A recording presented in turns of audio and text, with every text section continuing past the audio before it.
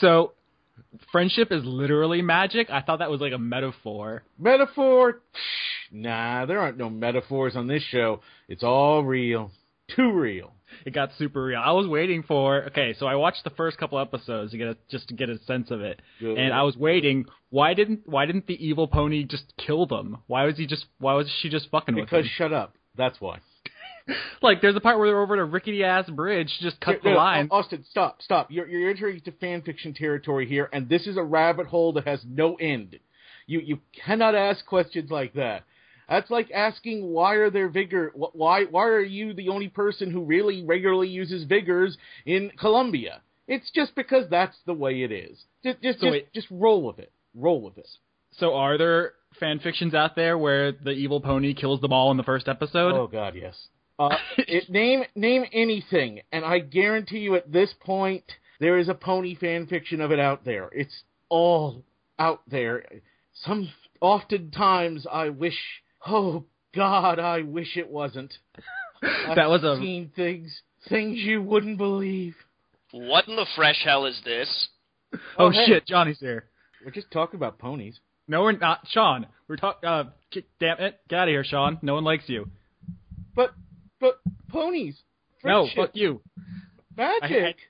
We never talked about. So Johnny, Austin, you didn't say anything.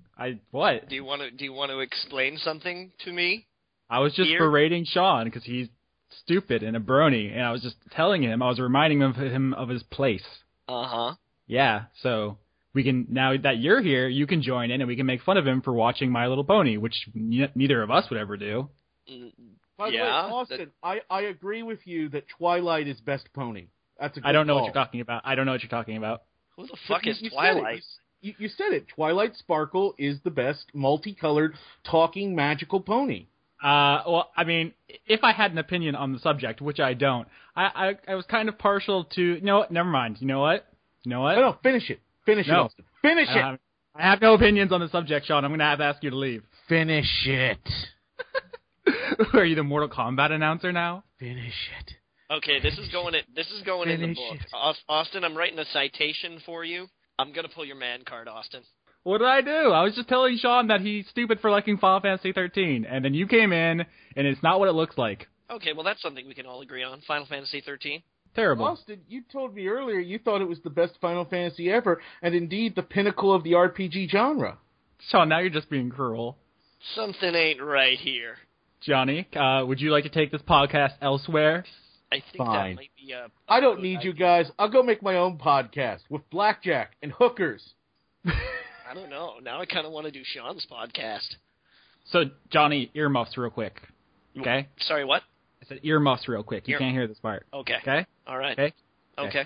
Sean, does Pinkie Pie have brain damage? Oh my God! Oh, no. She has the ability to see past the fourth wall, and that makes her seem strange to everybody else. She's basically a Looney Tune in a world of Disney characters. That's it. Johnny, I told you to have earmuffs. I'm getting another drink, man. I gotta eat it to get through today.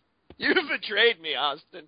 First I lose Leon, and now this. Wow. That's the fifth grown man I've made cry today. New record.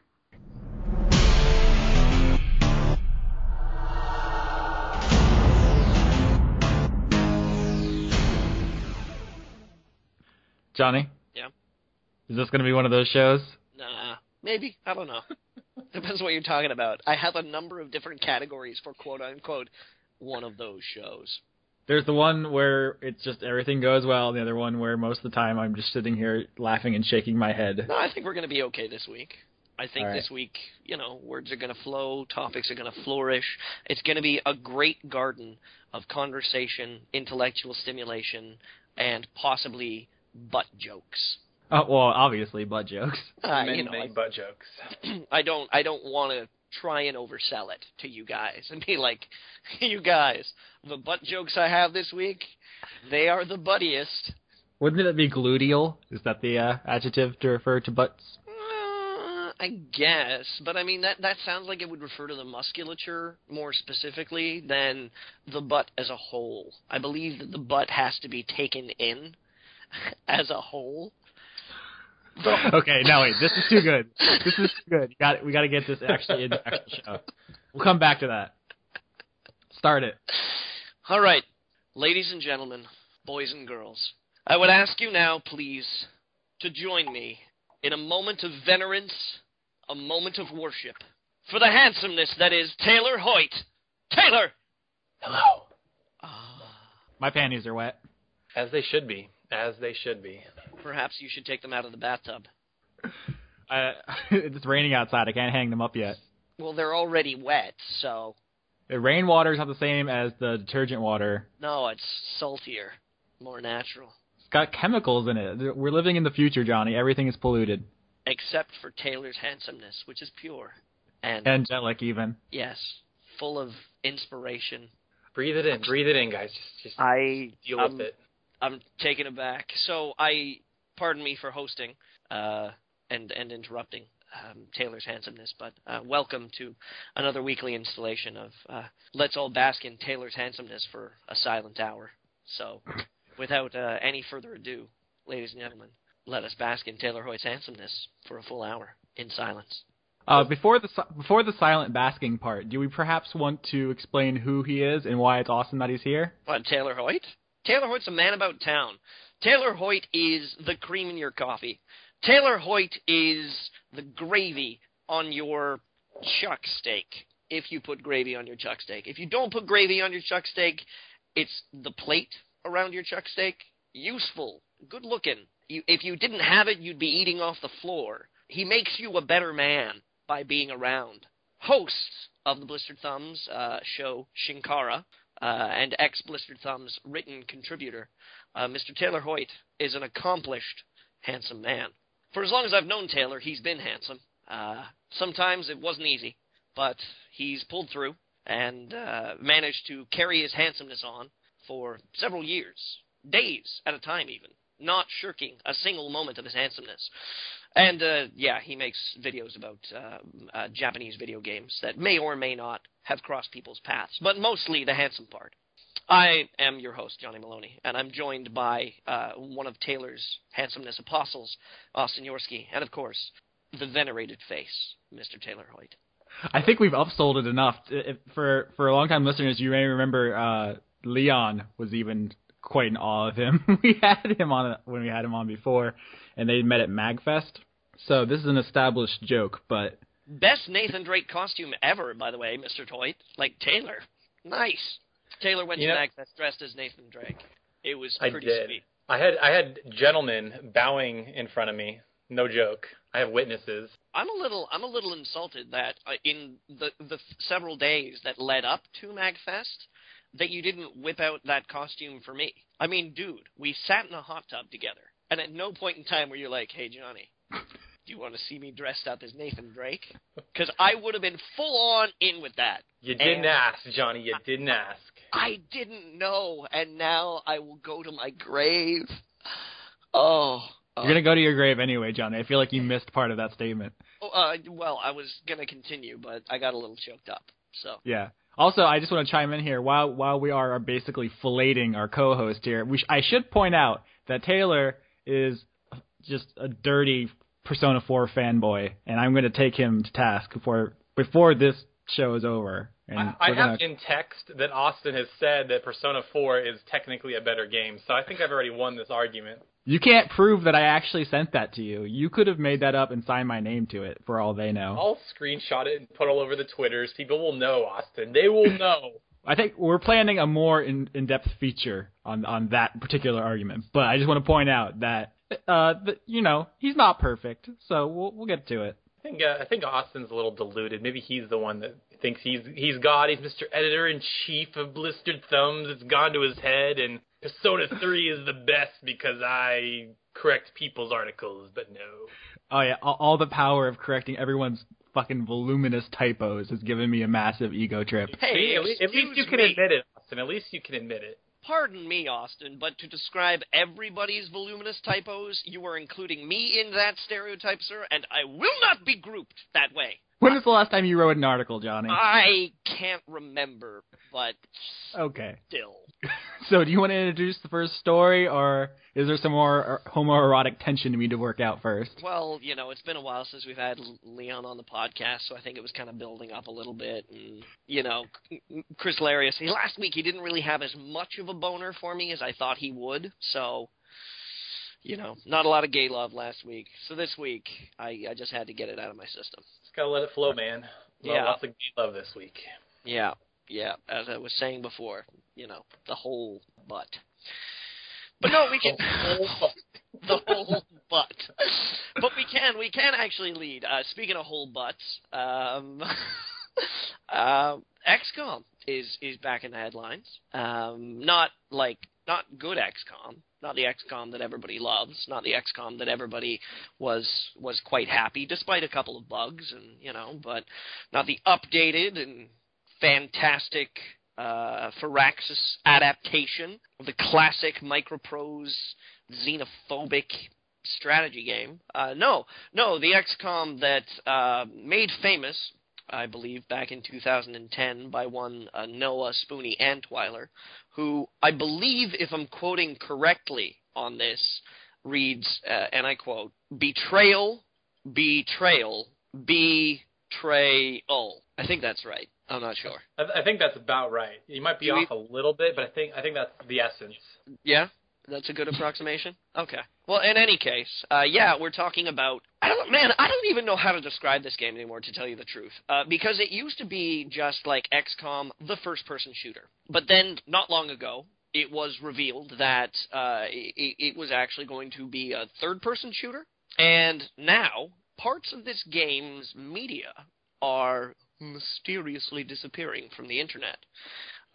Trailers, the official website, the listing as a to-be-published game on the 2K Games website, XCOM appears to have vanished. However, inquiring minds have determined that 2K Games has actually managed to register a few new domains, such as thebureaugame.com, thebureaugame.net, whathappenedin62.com, and whathappenedin62.net.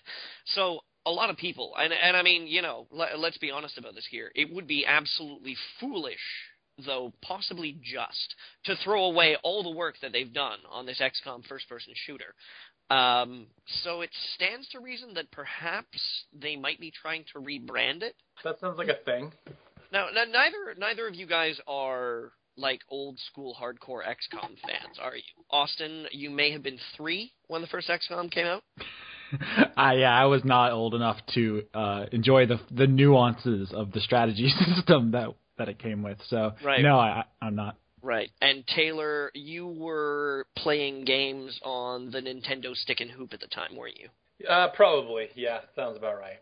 But I'm sure that, being like internet information savvy gentleman that you are, you're familiar with the fan outrage that came crashing down upon 2K Marin when the first gameplay of the XCOM first-person shooter or third-person shooter or, I don't know, Toast Simulator it may be now, first surfaced. Surely you can glean from that. You can dig deep and find a similar experience. I believe Austin filmed such fan outrage, if I remember correctly. Yeah, at the E3 I went to, I don't even remember what year that was anymore, 2011, I actually filmed Joe's interview with some of the people there, the devs and the PR people, and we did some stuff. Actually, I think I was the one holding the camera for, not the infamous betrayal video, but like the follow-up one, where Spoony was in front of the thing. So I told that story before on channel, or I told that story on Transmission Awesome because Spoony accidentally spit on me, and I just led with that as if he had just walked up and spit in my face apropos of nothing.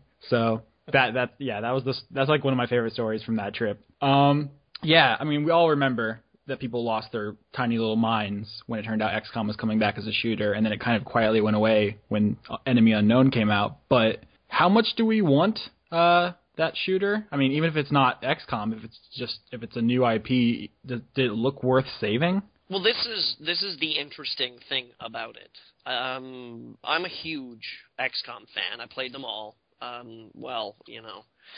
played all the ones that count and some of the ones that didn't.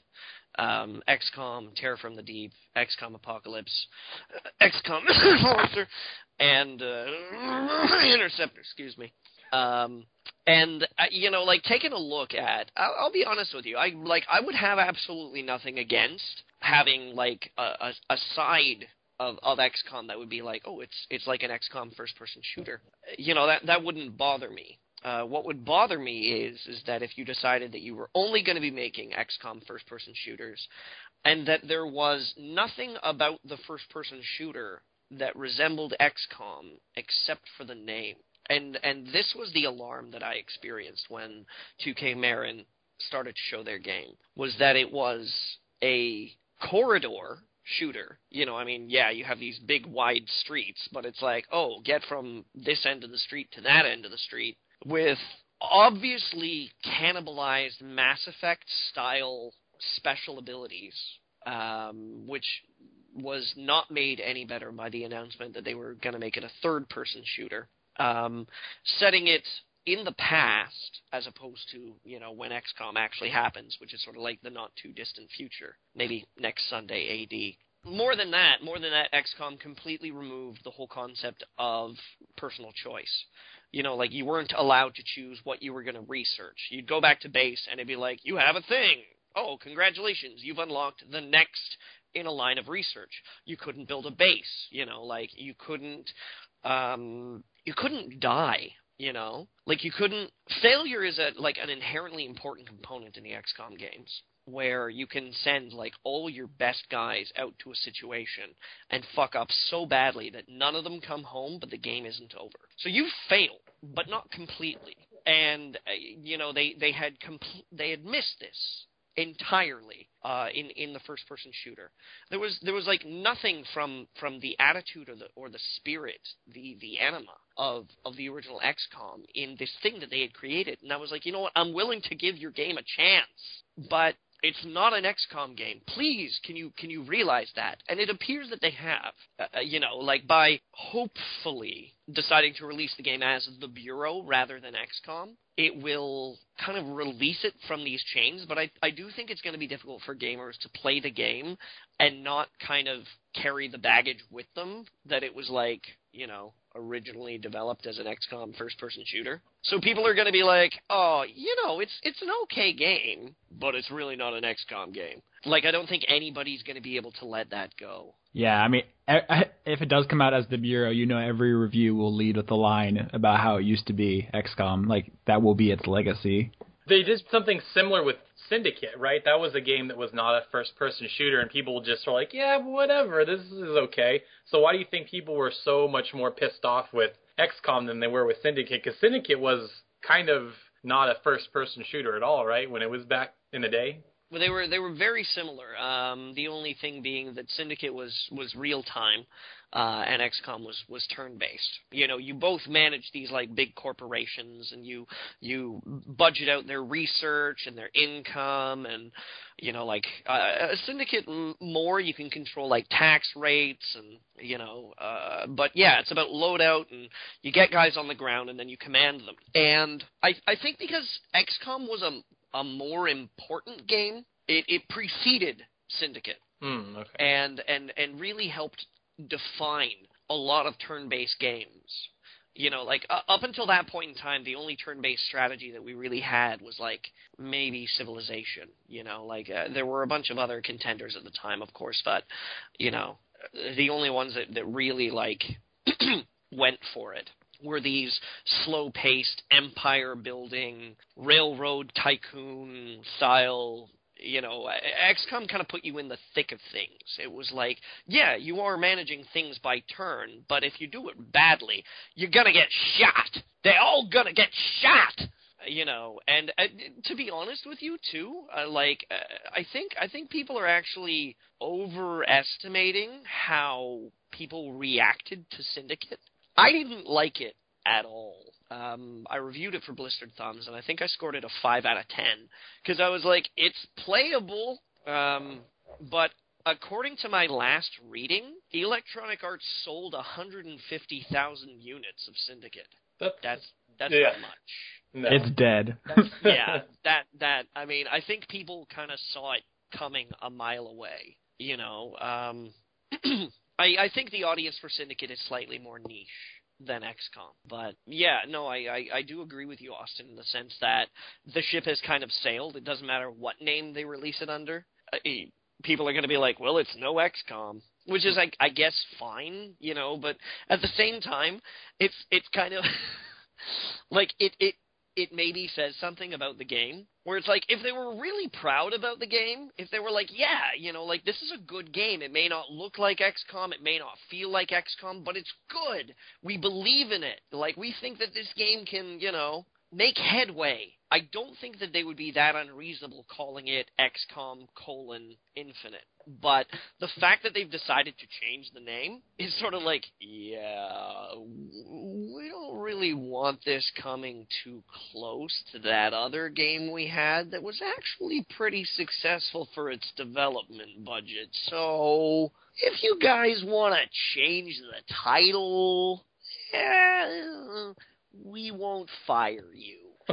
That's a good point. I've been thinking about this from the side of the shooter, like what we could do with what the assets, what, you know, the public perception of it. But if you think about it from Enemy Unknown's side, this might be damage control. They don't want that game near their success. It could very well be the case, you know, like, say what you will about Enemy Unknown. It is, by all accounts, a success.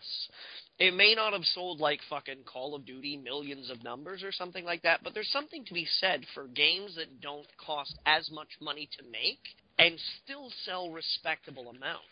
And I'm pretty sure that won several Game of the Year awards, too, so it was, like, critically successful as well. People really liked that game. Yeah, it even won at the Spike VGAs, which normally if something wins at the Spike VGAs, I'm like, okay, cancer, stay away from it. Well, I mean, this ties back into something we've been talking about for the last couple of weeks, which is like Square Enix and their grossly overinflated budgets, not being able to make any of that money back. So obviously, when you see something like XCOM succeed, that's something we want to support, is the lower budget, more modest sales successes. So if I were 2K, I'd be doing whatever I could to preserve that, even at the expense of this other failed project. I don't know, did you guys see any spark in the original shooter media that made you think, you know, that you want to see it come back into another form? Because there were the gameplay didn't grab me, the idea did, like the 50s and 60s paranoia, Red Scare kind of aliens kind of stuff. I thought there was potential there. Yeah. I think, like, I'm with Austin. Like, there was potential, but nothing I saw was like, yep, I want to play that. It was like 50s with the checkered kitchen floor shooting black goo. It was like nothing ultra compelling, but every time I heard them talk about it, like, yeah, you can control your squads and whatever. But then again, I'm not the biggest first-person shooter fan to begin with, so I probably wasn't the target audience. I agree with you, Austin. I do think there's potential in the idea. My problem was in the execution. And one of the things that I glommed onto right away when it was announced was that 2K Marin had just come off developing BioShock 2. I did not like BioShock 2 very much. I thought it was kind of derivative. I felt like it diluted the world of BioShock. I felt like it was tacked on, that it suffered a little bit of retcon issues, that it was like, yeah, there are these important people. They're super important people. They're so important. Rapture was like, you know, all about these people. You just didn't hear about them in the first game because you were in the wrong neighborhood, you know? So we've spoken before about BioShock 2, but it's not a technically broken game, but it doesn't have like the spark of, you know, inspiration that the first one did. And I feel you when you're saying to bringing it to this XCOM shooter, you didn't feel like these were people that you trusted to bring something, you know, must play. Yeah, and not only that, but it also seemed to come over in the art style. They seem to be almost enamored of, you know, and I hate to make generalizations about the developers, because that you know, I don't want to talk about people that I don't know or assume their motivations, but it seemed as though they were so excited with BioShock 2 that they were motivated to hold on to it, that style, that goofy, almost kind of cartoony, slightly exaggerated. Yeah, exaggerated reality. And I know what you're talking about. If they decided to make a an XCOM game, an XCOM first-person shooter that did, as you say, genuinely play off of these concepts of paranoia and like the 1950s and the Red Scare and not being able to trust your neighbor and they look just like you. But they actually went with a suspenseful, gritty, kind of classy body snatchers kind of feel to it. I would be stoked for that game. You know what it reminded me of, and I don't know if anybody listening's even played this game, but do you guys remember Destroy All Humans? Yes. I remember the name. I don't remember what it was about, though. It was about an alien in, like, 50s rural America, right? And he would just, like, all these people were all stereotypical, boring white people, and then you have to, like, probe them and stuff. It was dumb, but it was fun for the time. I think, actually, that THQ owned the rights to that, so I don't know if anybody snapped that up. I know there was supposed to be an auction recently where that was still available, but that's kind of the vibe I got from that. But they were trying to be like a gritty Destroy All Humans, which I think would have been kind of funny. Yeah, but I don't think it. I don't know. It seemed like their art design and their intentions were divided. They were at odds. There yeah. wasn't a cohesive artistic vision for it. And I'm not sure they realized that either. Well, here's the thing. Wow, I was there when Joe was talking to the guy. I don't remember his exact position, but he was like pretty important with the development team, and they were basically at the time, 2011, retooling everything due to fan feedback. I don't even know how much the game, if they're releasing it under this new name, how much it would even resemble that early footage we saw. It might be unrecognizable.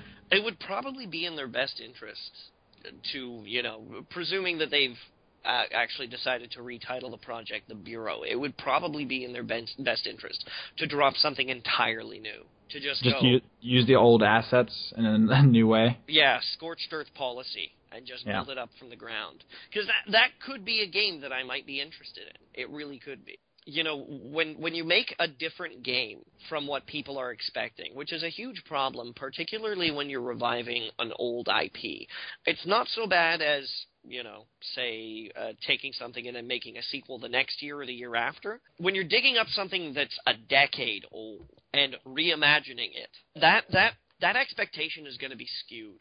So they could wind up coming to the table with something interesting, but at this point in time, I honestly feel like the window is closed because, as you mentioned before, they're never going to close the case on that. Well, it's no XCOM comparison. We'll write that on its tombstone. Yeah, pretty much. So I know Taylor isn't a big fan of strategy or shooters, so I think we're going to move to the next story, which is more up his alley, which is Sony and his disgusting blind fanboyism. Taylor, how do you feel about David Jaffe? He's an interesting guy. He wears his emotions on his sleeve for sure. I've never been a particular fan of Twisted Metal, although I did enjoy God of War for what it was. He's an entertaining guy, I'll say that much, whether he's making games or just spouting off on Twitter, or like he did today. He does say some stuff. That is true. That guy. The story we're referring to specifically is earlier today, Kotaku published an anonymous piece from a developer. They didn't obviously give the name or company, basically saying that the relationship between developers and publishers is abusive, and kind of the same thing we all kind of assume about the video game industry is that the big publishers are kind of doing everything they can to squeeze every last dime and hour out of the poor people at the bottom. But Jaffe struck back with a post on his personal blog called "You Are Not As Good As You Think You Are," in which he basically attacked that view and called for developers to stand up for themselves, negotiate for better contracts, basically to not to give in to publisher demands and create the dynamic. It was almost like victim blaming at a certain point where he's like, yeah, the situation sucks, but it's your fault for getting in that situation. Make better games, earn more money, be successful like me. Now, I personally can sympathize with a little bit of Mr. Jaffe's point of view because he does raise something that I think a lot of people do forget from time to time. because we're all so invested in video games, and in all honesty, they're such personal experiences because we are taking part in them. They engage us through our actions, and video games are a very, very personal experience, and I think that sometimes it becomes very easy to forget that they are there because they make money, basically tantamount to it being a business. And it is unfortunate that, I don't know, for hundreds of years now, that creative minds have been yoked by people with money because they see worth in the product that they create.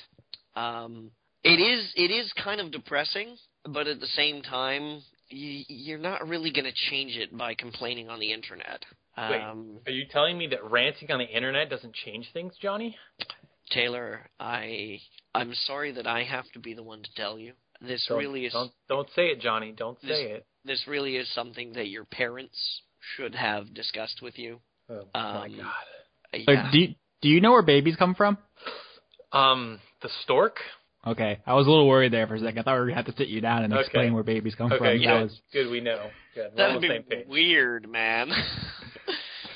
But at the same time, to come from somebody like David Jaffe, who I believe, there's a certain amount of there's a lot of social sciences that say that really your success in life is a compilation of a number of things, whether it be your skill, your education, your upbringing, your genes, but a lot of it, as I understand it, is if you're in the right place at the right time.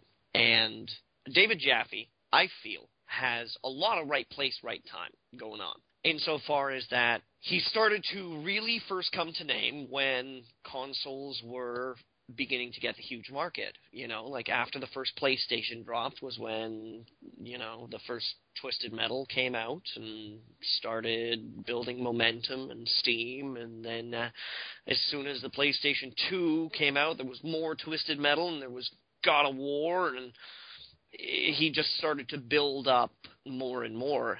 And I feel a little, frankly, insulted that somebody as... I'm going to go ahead and say it. Somebody as privileged a developer as David Jaffe, who could get in on a floor like the PlayStation 1, which didn't really have nearly as much of a set of cutthroat competition as we have in the games market today.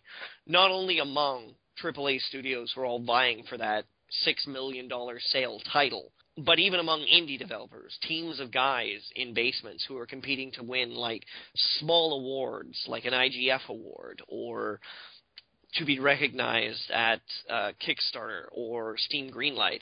The market is saturated in so many ways, and to have an established voice like David Jaffe say, "Ha, guess what, fuckers, you did this to yourself." Well, I mean, I don't think there's any denying that he is talented. Obviously, it's this kind of situation you get. We see it all the time where rich business people they're just so confused of why all the poor people don't just buy more money. It was so easy for them. You did stuff to get you to where you are today, but obviously there are outside influences or other factors. It's not that simple. I think part of the reason that he's gotten a lot of flack for this particular thing is if you actually read the article itself, there's a lot of all caps red text. For example, I'm trying to think where we find it. Oh, if you are not able to get a good contract, all red, all caps, then improve your team until you can demand in the real world what you think you are really worth in your mind. He's basically saying that your failures are always your fault. And that the only reason you're not making as much money as you could be is because you just suck too much. So stop sucking and everything will be better. And I'm sorry, get a better team? Okay, great. Where do I get the money for that? Oh, yeah, right. Sign with a publisher. It's a terrible catch-22. You know, I mean, I'm really happy to see digital distribution, and you know, like Sony's upcoming architecture for the PS4 is going to be so indie friendly, and I'm so excited about that. I'm not gonna buy one, but I'm excited about it because I feel like it's going to give a lot of indie developers a chance, and we're going to see a lot of ideas that are risky make their way to a public at large that deserve to be seen. And sure, we're going to see failures, and we're going to see great successes. We're going to see people in between, but it's going to be a richer market for that. But the very idea that you can just be like, wait a minute, I can't get the contract that I want? Fuck that shit. You're all fired. Time to put an ad on Craigslist. I will say, though, the one thing that boggles my mind, and I don't know if this has anything to do with the contracts, is how Metacritic scores are factoring into bonuses. Like, I feel like that shouldn't be a thing, and I don't know how that became a thing. I mean, there was actually a recent blow-up about that. Basically, publishers use Metacritic scores to deny bonuses to developers because, you know, why? If you don't have to pay, why would you pay? So that's just a tool they use. If it wasn't Metacritic scores, it would be something else. Yeah, either sales numbers, or if Metacritic disappeared from the face of the earth tomorrow, something else would pop up. It's not a complicated service. You just aggregate the scores. It's a pretty simple system. Rich people get rich not by giving other people money for hard work, but by paying people as little money as they can possibly get away with without them rage quitting. Basically, yeah. So, I mean, that's the situation we find ourselves in. Okay, you are Jaffe. You come upon this piece on Kotaku. How would you respond? Like, is it just one of these things where you're just like, yeah, that sucks, and then you just go back to your house and just roll in your piles of money? I'm not saying he's like super rich. I'm just saying, where do you even go from there? There doesn't seem to be many options besides blame one side or blame the other. I want to know what the fuck happened to "it's none of my goddamn business." Whatever happened to, you know what? I can't understand another person's experience. Maybe this guy's talented, maybe he's not. I don't need to call him out, you know. Maybe he's having a tough time as it is. Maybe he's really talented, maybe he's not. Maybe I've got no business sticking my nose into the experiences that another person has in a system that I don't understand, because he could be talking about any of the fucking hundreds of developers or publishers that I've never dealt with in my entire life. But you know what? Instead of that, I'm going to tell everybody what I'm thinking from this, my everyman position in the game industry. Well, he's David Jaffe. He does what the fuck he wants. Don't you know that, Johnny? He doesn't care. You know, the thing is that there are a couple of guys in the games industry who often behave like this, and it seems to be people who kind of get catapulted to these positions, and they do it one way or another. You know, like very recently I read an interview from Richard Garriott. Well, Cliff Bleszinski is definitely one of them, but Richard Garriott, Lord British, did an interview for, I think it was PC Gamer recently, because they recently closed his Kickstarter game, Shroud of the Avatar. And he had the gall, he had the fucking stones to say that, honestly, I don't really think there's many game developers out there that are actually good at their job. There's me and maybe one other guy. And I'm like, wow, big words, Garriott, for somebody who hasn't made a game since 1999 that was critically panned because it was undercooked and really, really poorly made. I am talking about Ultima 9. I saw some other comments. I'm not sure if it was from Garriott, maybe someone on his team, basically saying that gameplay hasn't evolved since Ultima. And I was like, are you just not playing games? Like, I have a lot of love for, like, retro gaming, but there's awesome shit coming out all the time. You have to, like, be purposefully ignoring or speaking from ignorance to just act like gaming hasn't improved since, you know, the mid-90s. Yeah. I'm looking for the quote right here. Okay, all right, here we go. He says, and I quote, "This is a guy who hasn't made a game since Ultima 9, and for reference, Ultima 9 came out in 1999, okay? So 14 years ago, that was the last game he made. Well, actually, no, excuse me. I think he made an MMO that flopped called Tabula Rasa. Now I need to look that up.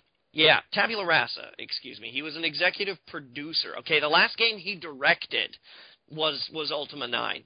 Since then, he's been executive producer on Lineage 2, City of Heroes, City of Villains, Tabula Rasa, and a collection of Ultima games. In any case, this is the quote he has here. Other than a few exceptions like Chris Roberts, I've met virtually no one in our industry who I think is as close to as good a game designer as I am. I'm not saying that because I think I'm so brilliant. What I'm saying is, I think most game designers really just suck. And I think there's a reason why. Yeah, I'm with Austin on this one. When guys say stuff like that, they're just, like, ignorant and they've had their head in the sand for, like, 10 years. I hear that all the time, even, like, random YouTube personalities or other, figures like this in the game industry. There's no way you can say that, like, and be serious. Yeah, it seems like a lot of people, when they just think of the state of modern gaming, they're just like, everything is Call of Duty and I hate it. Let's go back and play Sega Genesis. Gaming has never been better than it currently is right now. Yeah. We have one of the widest stables of potential production. First-person shooters, turn-based strategies, JRPGs, Western RPGs, stat-heavy CRPGs, space simulators, super-accurate flight simulators, super arcadey flight simulators, point-and-click adventure games, text-based adventure games, horror games that have no weapons in them. Yeah, it's kind of like a renaissance that no one's acknowledging right now. It's interesting. Where I don't know if it's pure nostalgia or just people who don't know, just haven't been informed of all the cool stuff going on, especially in the indie scene, but everywhere. And the funny thing about it too is that none of the old stuff is ever gone. I mean, I've got a Good Old Games account. My games list is like twice the size of my leg. Let's not even get into the digital distribution backlog. My Steam account is like it offends third world countries. It's not good. I don't even want to talk about my Steam account. It's pretty. It's obscene. My Steam account is pornographic. Austin, if yours is like NC-17, mine is like you are gonna get grounded for 3 weeks for looking at my Steam collection if you're under the age of 18. But yeah. These things they don't stop working, with the exception of having a console that goes tits up because you've blown too much spittle into its receivers a couple of times, or maybe you stick other things in there like cartridges, like dirty. As long as we're clarifying, yeah, dirty cartridges, stuff that you buy from guys who are sitting in lakes, muddy lakes. Excuse me. This data doesn't go away. It's not like music or like movies in the sense that we need to get a hold of a master cut or the master tapes or the original reel-to-reel, and we need to digitally enhance it and improve. No, like this data exists. It exists in perpetuity, particularly with the internet. As long as the internet exists, this data will exist. And that breadth of gaming encompasses all these games. Like, you know what? You want to play Zork? You can do it. Go fucking play Zork. If you want to play... Johnny. What? Johnny, didn't you hear Zork isn't a game anymore? Oh, right. I forgot about that. Crytek announced it. Yeah. Crytek says graphics are 60% of a game, so yep. Zork is like 0.06 of a game, so it doesn't even count. It's like 40%. It's like 40% game. Yeah. Oh, no, so, wait, I mean... 60% graphics is like 10% style, wasn't that it? Yeah, sorry. Zork is like only 30% game. But yeah, I feel like there's a lot of ego in all of this. There's a lot of misinformation. I don't know. I'm interested to see what Jeffy does next. If he comes out and he has I think he's doing a new studio and a whole new IP, so he's not tied to anything. So if he comes out and he just blows everyone's mind, maybe I'll give him a little leeway. But as the guy who got caught a couple breaks and is talented, I'm not sure if he can go around saying the things he's saying and not getting any flack. Yeah, no, I'm with you on that one. But the thing is that at the same time, I like the message he's trying to tell people. Not that you're not as good as you think you are, but being like, you can make this on your own. Well, just getting some perspective on the financial reality of the situation is fine. I'm all with taking a step back and looking at things practically. I mean, these are companies. They need to make money. They're not going to fund your artistic ambitions for nothing. Yeah, to pull a famous example out of the hat here, when Electronic Arts bought BioWare, because Greg Zeschuk, spoke up pretty recently about Electronic Arts, and I believe the quote that everybody was using is, they give you enough rope to hang yourself. Is, like, we have to realize that at the point in time when Electronic Arts bought BioWare and they got full creative license, and they were just, and, you know, I'll be honest with you, I knew guys who were working at Electronic Arts at the time, and they were complainant about the amount of bending over backwards that they had to do to properly incorporate BioWare's systems into EA's framework, because Electronic Arts didn't want to mess with them, didn't want to do it. Interesting perspective is everyone assumes it's the other way around. Yeah, they didn't want to touch it. They honestly didn't. They were like, we need to get these guys working for us in the best way that they know how to work. Because you can't just buy a studio and be like, right, we're changing everything. You, what do you do? Well, I'm the chief level designer. Get me a coffee. You, what do you do? I get coffee. You're the chief level designer. You know, you can't do that. When there are systems and infrastructure already set up, and a company like BioWare as well, who at the time, I mean, they'd cut their teeth on Neverwinter Nights, Jade Empire, fucking Knights of the Old Republic. They were established. I think Mass Effect 1, too, was BioWare only. It was published by EA. I don't think they had been bought by that point in time. But that's great for BioWare because they had a profile before they got bought out. But if you make, I don't know, again, pulling another example out of the hat, if you make Full Spectrum Warrior, and Electronic Arts is like, great job, we're going to buy you, and you're like, okay, you can't expect them not to mess with your shit. You had a modicum of success on your own, and then you immediately submitted yourself to somebody else's authority because it was easier for you, and you have to deal with that. Us who have jobs call that working for a boss. And if you run your studio and you decide to sell it to a publisher, you have a boss. And when they tell you to get a cup of coffee, you have to do it. Yeah. Moral of the story is it's not the most orthodox industry, but it's still you're still going to your 9-to-5 job. You still have people to answer to, and if you want more freedom, you have to have more success. And it's all kind of, I mean, that's essentially what Jackie was getting at, just with less vitriol. With less color in my color. text.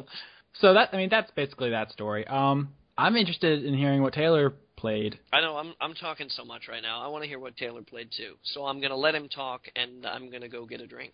Oh, man. Well, we sort of talked about this the day I got it, but recently I caved and I finally got a 3DS, and my friend had bought a copy of Fire Emblem for me because he worked at GameStop, and he's like, these things are going really fast, so I'll buy one for you, and I'll just hang on to it until you get a 3DS, and he's had it for, like, I don't know, when did that game come out, like a month ago? It's been like 2 months now, hasn't it? Probably, yeah. So he's had it for a while, and so I finally picked it up, and I was playing on Classic Normal, and I was getting upset with how many times I had to restart battles because a guy would die. And it's not, I'm used to Final Fantasy Tactics where if a guy dies, you just either revive them or they'll come back next battle or whatever. And so I played about 7 hours and I'm like, F this, I'm just restarting. So I started hard casual. So the battles are still challenging, but at least I keep my guys if they die. So I think that's my happy medium right now. And then on top of that, I also got, unbeknownst to me, that this is the third in a trilogy, Professor Layton and the Unwound Future. I kept calling it Unbound Future on Twitter. But yeah, they keep talking about all these plot points that I assumed were things in past games. Like, I don't want to ruin it for anybody, but a certain love interest that something happened to. And I'm like, oh, okay, I guess that just happened at some point. Was it? I mean, I'm in the third game. Is that like a major plot point in one of the other games? Without spoiling anything, that particular arc is exclusive to that game. So by not playing Curious Village and Diabolical Box, you aren't missing anything from that particular like romance subplot. You're missing things about like Luke and their relationship and the adventures they've been on. I think there's some minor characters like the police and stuff that you haven't been introduced to properly, and you don't have that history with them. But the great thing about the Professor Layton games is they do stand alone, but taken together, they are that much better. It's like, Voltron. Okay. Well, see, that's what I was worried about. I was like, crap, do I want to finish this game? Because this seems like a pretty heavy plot thing, and I don't want to, like, if there's a thing that happens at the end, I'd rather play the other two games and catch up. But if it's just more about Luke and Leighton and things that they did, then I'm okay with that. So I agree. You agree. So I mean, I'll finish Unwound Future. I'm about 20 hours in. I don't know if that's good or bad. I don't think I've ever taken more than like 8 hours to beat a Leighton I knew game. you were going to say something like jerky like that. Like, oh, you've taken 20 hours? I beat it in like 6 hours. You're an idiot. I was fully expecting you to say something like that. I'm sorry. I've realized something about myself recently. I am a just total douchey hipster about a lot of series. I have become what I hate. Like, some people are like, oh, you know, it comes up between me and you when we talk about Persona, because I'm relatively old school as far back as the franchise goes in the English language. So people are like, oh man, I had a really hard time with, you know, this boss in Persona, and I'm like, bitch, you don't know shit. You play fucking Nocturne, you come back to me, and then I sit there and I'm just like, my God, who am I? What have I become? Just like looking down at my hands, all dramatic. Yeah. Yeah. Same thing with Leighton, though. It's great, and I've been telling everybody for the longest time. I played half of the series like back to back to back earlier in the run of this podcast, so that's relatively recent. But I recommend that series to everyone. Although, like I said to you, I would play it in the order they were released. You're not going to miss a whole lot if you don't, but it feels right to do so, I guess. I don't know. That's my thoughts on the subject. Yeah, I mean, I definitely am really liking the series. It's really charming with the characters and the setting and the puzzles. Some of them can get really challenging. Like, sometimes I either feel like the smartest guy in the world or a total idiot because I can't figure out that stupid bird puzzle where you bounce the birds, and I hate those. Those are the least fun. Are those, you know what I'm talking about, Austin, where you have to lay down the rope so the bird can jump on the rope? Yeah, those are the optional ones from your pet bird. Mm-hmm. Yeah. Yeah. So every game has like a little mini thing. There's one where you get like a hamster. Those are always like optional, but they're fun. They get increasingly hard though. They do. I probably got like, there's 10 of them, I think, I want to say, and I did like maybe 6, and then the 7th one I was just like, screw this, I'm just gonna go back and do the puzzle part because this is getting on my nerves. That's what has been taking the most time, is doing those, and then there's like a little remote control car thing as well. But yeah, I definitely want to get all of them now. Go back and start with Village and just play all the way through. I'm so excited for you because for as long as I've known you, you've been a Sony fanboy. You're just all up in the PS2 and the PSP, PS3, and now I'm excited because now you have a 3DS, and there's all these possibilities open to you, and you don't even know it.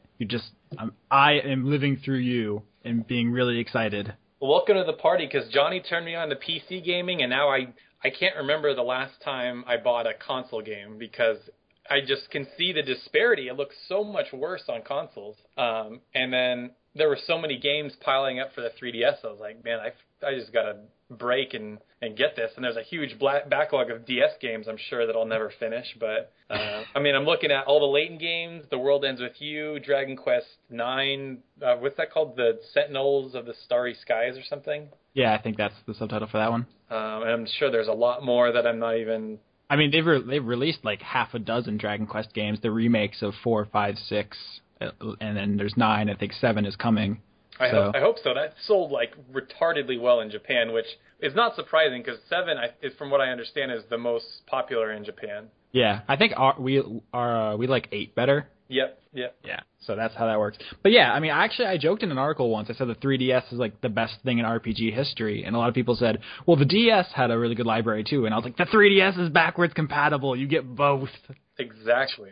2 huge libraries of great games, and the 3DS is just getting started. It's hard to contain my enthusiasm for that piece of technology right now, because especially as someone who loves Japanese games, it's just rolling in like must buys.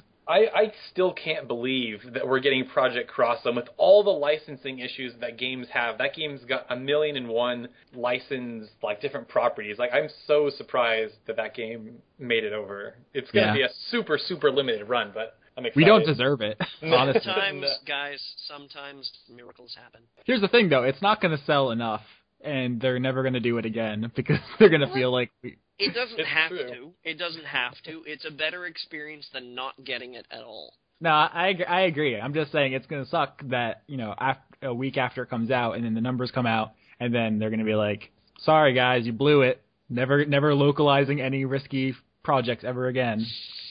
Well, the weird thing is they did localize Namco Cross Capcom, which is essentially the same game, just without the Sega characters. And I don't know why they're doing this one, because the 3DS needs games or something? Like, I don't know what the point is. I imagine maybe they just have more faith in it as a product, because from what I heard, the Namco one wasn't, it was okay. It wasn't like a great game. It was like, 6 or 7 out of 10. This one's a little bit better, maybe.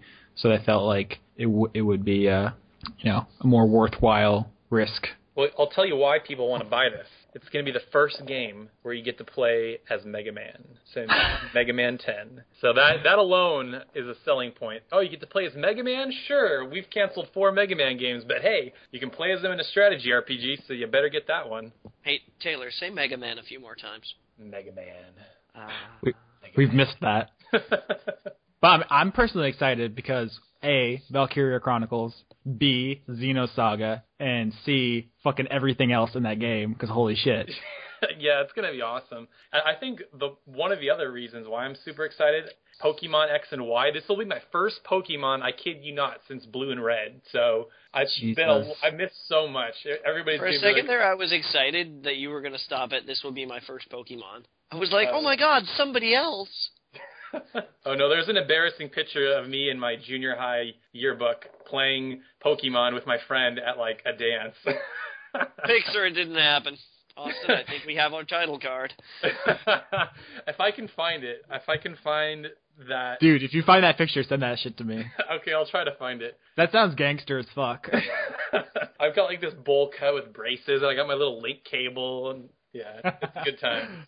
You're like, fuck dancing. Evolve, bitches. We got Pokemon to catch.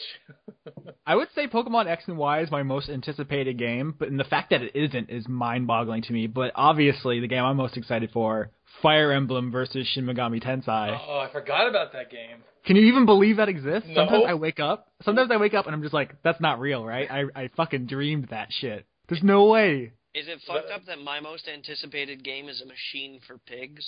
No, I hope that's good. That might set the new bar for horror. I'm pretty excited about that. I have high hopes. But yeah, it goes back to our earlier conversation. Every genre has been pushed forward in recent years. So the idea that we're all stagnating is a little silly. But I'm sorry, I was going to say that it's just that it's become more like other popular culture. You can't pick up a video game these days and just assume it's good. There's such a depth to catalogs now. There's such a variety of what it is you're looking for and what you can find. That I would argue, though, we actually have kind of a better situation than a lot of mediums. If you pick up your average blockbuster movie, it kind of sucks. Your average mainstream album. Blockbuster? What? Do you still have those? No. Oh, the retail chain. I missed the joke there. No, are there blockbusters? I don't think there are.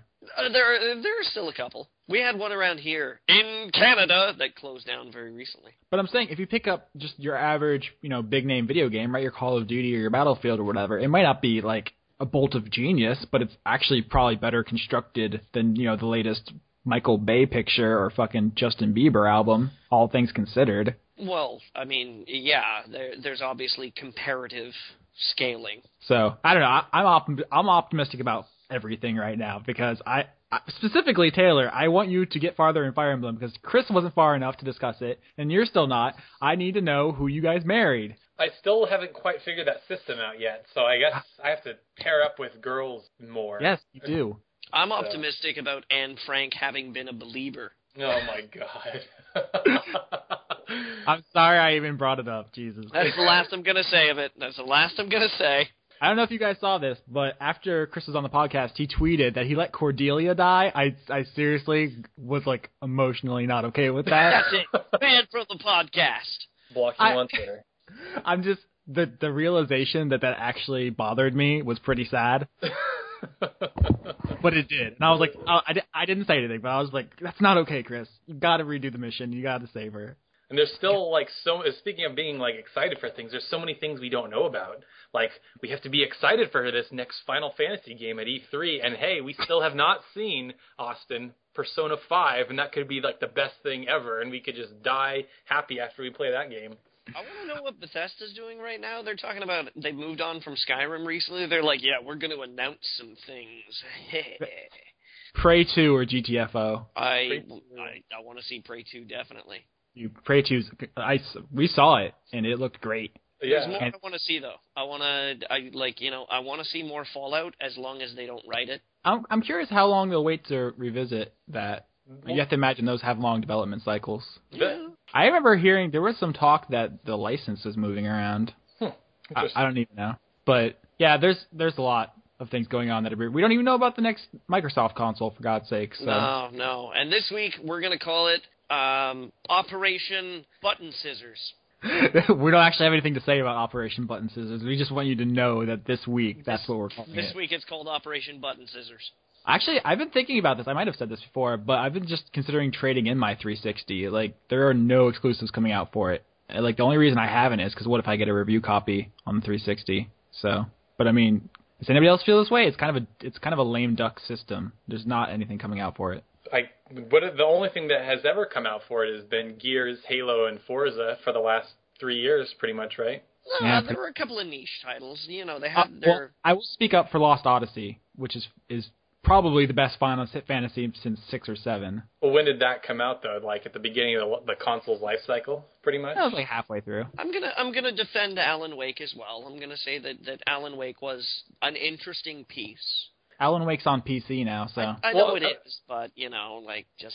Yeah. I'm not saying that there aren't any, period. I'm just saying in the last couple of years.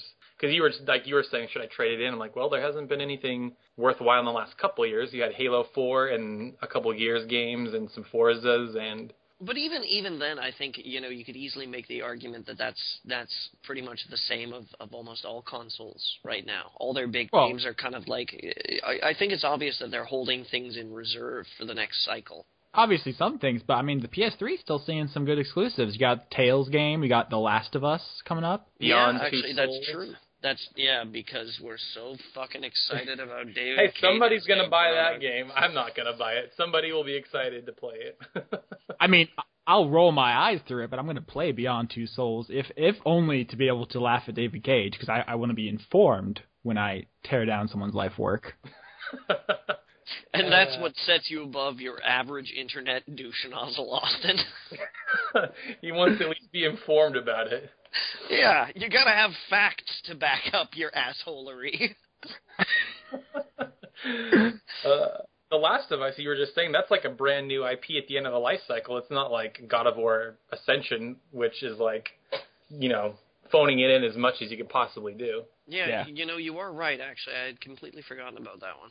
So, yeah, that's I'm saying right now, that's the difference between the PS3 and the 360. I'm not considering trading my PS3 in because I still have to go through Xillia and, you know, Naughty Dog's zombie mushroom men thing. So 360, though, I don't know. I can't think of a single thing that's coming exclusively to it, so I'm thinking about trading it in. Probably won't, because then, of course, some publisher will be like, we only have 360 codes for this new release. And then I'll be like, fuck, how am I going to review this? So that's my life. Taylor, did you play anything else before we move on from that? So I played, that's pretty much been it. I did play BioShock Infinite, and surprise, I didn't really care for it. But yeah, I think I'm done with first-person shooters, because I've tried BioShock and BioShock Infinite, Colonial Marines, Mirror's Edge. I know not that Colonial Marines is the peak of first-person shooter prowess by any means. I don't think it's even on the uphill. It's under the mountain. Also, Mirror's Edge is in first person, and you can shoot, but it's a little misleading to call it a first-person shooter. That's true. It's more of a gymnastic gameplay. Yeah, platformer.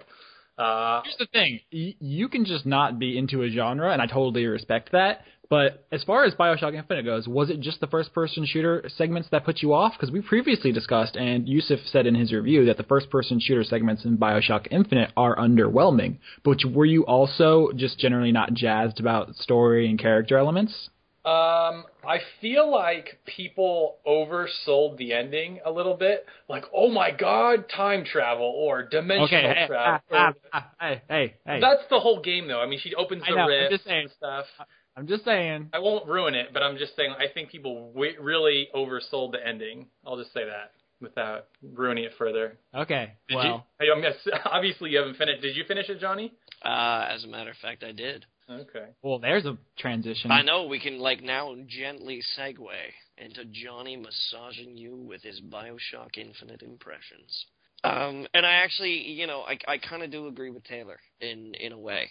I agree with Yusuf in the sense that it's the combat was actually kind of underwhelming. I think they threw a bunch of things together and got some new stuff out and made this great art design and then at some point in time somebody was like, wait a minute, aren't we making a game? Oh yeah. We have to shoot some guys, don't we? Yeah, I haven't played it yet, but it strikes me as something that they wish they could have left combat out of altogether.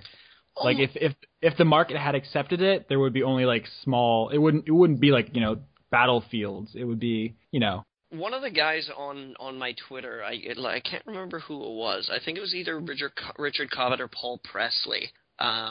Mentioned that they would love to see a quote-unquote Dear Esther edit of BioShock Infinite. Exactly, yeah, that's pretty much what I was trying to get to there. And to have that atmosphere and that setting and all that would be really interesting. Be a really interesting way to play the game or to present the game.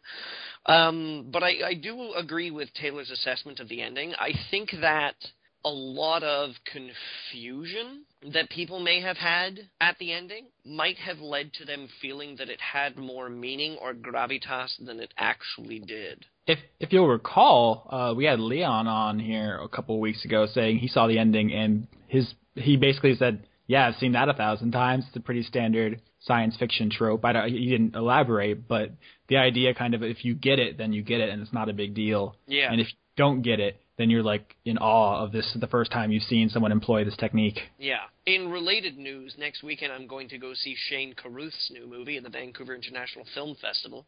I say it's related news because he wrote and directed the movie Primer. Oh, Jesus. That's the time travel thing, right? Fuck yeah. I've seen that, but my brain can't recall, anything about it. I don't know. It's hard to explain. Let's be clear. It's time travel and alternate realities. That is Primer. Primer is time travel and alternate realities. Well, the premise of it basically is that they are one and the same, kind of. That it creates alternate realities when you time travel. Yeah. Okay. Which may or may not be something related to BioShock Infinite. Okay, I think we're edging too close. I feel like we may have pissed off one or two listeners at this point who didn't want us to go quite so far. You think we're gonna pull back? Well, that was all I was going to say on the matter anyways. I couldn't resist being a little bit raised eyebrow there. I was going to say, did you play anything else? You bet I did. I was a fucking video game playing machine this week for some reason. I don't know why. I think it was because my girlfriend was studying for midterms. When I wasn't being an attentive boyfriend. Of course. Of course. I also pretty much start to finish fucking Dead Space 3. Oh, yeah. I forgot you picked that. I think I cut out the part where you mentioned to me on a previous episode that you picked it up because there wasn't any place where it fit. It was kind of apropos of nothing. But yeah, it came to nothing really. But you were telling me that you weren't too fond of it. I'm underwhelmed. There's something about it. I was ready after I finished it. I was pretty much ready to come on the podcast and say, you know what, it doesn't really add anything new. And then it adds microtransactions. That's pretty new. Gameplay-wise, Taylor. Oh, sorry. Stay current. Stay with me here. Jump on the bandwagon. Pump that handle. Let's go down the railroad tracks. I don't even. Hold on. Is someone pumping Taylor's handle? I want to be in on this. I'm talking about those things, the manual railroad things. I don't know, for some reason, I feel visually in our head, we're in an old 1930s Prison Break movie, and we found one of those railroad cars that has those pumps. Oh, okay. And we're just, riding off into the sunset, being Anyways, Dead Space 3. So I had played some of it a couple of weeks ago. I played a little, 20 or 30 minutes by myself, and then I played some co-op with a buddy, which is a terrible way to introduce somebody to a game, to play co-op with somebody who's finishing it, and it's just running around doing his own thing. Because you're like, what does this do? What's going on? Is that who? Did you shoot that guy? Is there a person? Where am I? Should I write a letter? So I restarted it again solo this week, on like Friday night, maybe, possibly Saturday, and fucking just like barreled through the whole thing. And yeah, I wanted to say that it didn't really add anything new, but then, the rational voice inside me was like, wait a minute, Johnny. There are human opponents now, and also a weapon crafting system. And for a very brief moment in the game, instead of dealing with space, you're dealing with the cold, and you can crouch behind cover, because people are shooting at you. And I realize that those are new things that have been added to the franchise, but... They're not new things. They're not new things to anyone who's played a third-person shooter in the last 5 years. They're not new things at all. Yeah. And that's so tremendously lazy. Like, it's incredibly lazy. I can understand that perhaps everybody's concerned about Mass Effect getting, or not Mass Effect, because it's so easy to confuse with another third-person shooter. It's so easy to want to make Dead Space 3 more accessible that you would add these things. But I can understand how you would come under pressure to make Dead Space more accessible. But then to decide to pretty much do away with everything that distinguishes your sci-fi horror game from all the other sci-fi action game by adding a bunch of undercooked cover systems and guys that shoot at you with laser sights. It homogenizes it? Is what you're trying? It entirely homogenizes it. It paves over everything that made Dead Space unique and relegates that portion that people love, to only a smaller portion. It's an entirely functional game. It's just not a very special game. It doesn't feel like a necessary game. Yeah, and they don't... I was hoping that maybe the writing would save it, that they would do something ballsy, that they would create a new situation. All they did was just change the location. Yeah. Instead of being in the hostile environment of space and all by yourself, you are now in the hostile environment of space for some of it, and also the hostile environment of a freezing planet. I thought you were going to say, of John Carpenter's The Thing. They do, like, it. I'm not gonna, yeah. Isn't the second character named Carpenter or something? Carver. John Carver. Oh, excuse me. It does follow, it does follow a trend in the Dead Space franchise of lacking entirely any subtlety when naming their characters. Yeah, Isaac Clarke. No. Arthur C. Asimov. How about... I'm scrambling. Orson Scott Orwell. There we go. Also, I have to say, on a personal note, I think the writing really dropped the ball on the character of Ellie, who I thought was pretty cool in Dead Space 2. Yeah. And then I don't know what they did with her in 3. I wasn't a fan of it. I can't say it was like outright terrible writing, but I'm not quick to jump to Anita Sarkeesian's defense here. I see where this is going. But yeah, Ellie's presence in Dead Space 3 was like the worst fucking objectification of a gender. I mean, it's not. She's not like a sex object or anything, but she becomes less of a person and more of a plot device. She's totally inert. Yeah, I know. Yeah, from a purely technical standpoint, she becomes a thing and not a person. The amount... all right, I'm going to blow some spoilers pretty quickly here because I know everybody's aching to see where the heart-wrenching saga of Dead Space 3 goes. But the amount of time she requires to go from getting over, like, her ex-boyfriend, shooting her current boyfriend in the head, to being like, I always loved you, is pretty, like... fucking staggeringly quick. Well, also, I mean, just that whole situation is pretty stilted. It was like, he was clearly evil for like half of the game. I was really hoping, like, every single time I had a conversation with him, I was whispering to myself, please be a red herring, please be a red herring, please be a red herring. It would have been better to have subverted that expectation than to make the new boyfriend evil. If it turned out he would have been like your new best friend after all of that, that would have been pretty cool if you became like bros. I know, but I think that just speaks again to the homogeneity of it. So I was kind of disappointed with that. So yeah, I finished BioShock Infinite, I finished Dead Space 3, and I got started on finishing Saints Row the Third. Because I never did. Because I only played it with other people, and, the people I were playing it with gradually went and finished it themselves. But I was like, fuck, Saints Row 4th is coming out in, August. I better get done with this. So I played that game. It's fucking crazy. It's still hilarious. You don't say. It's so fucking funny. It is so funny.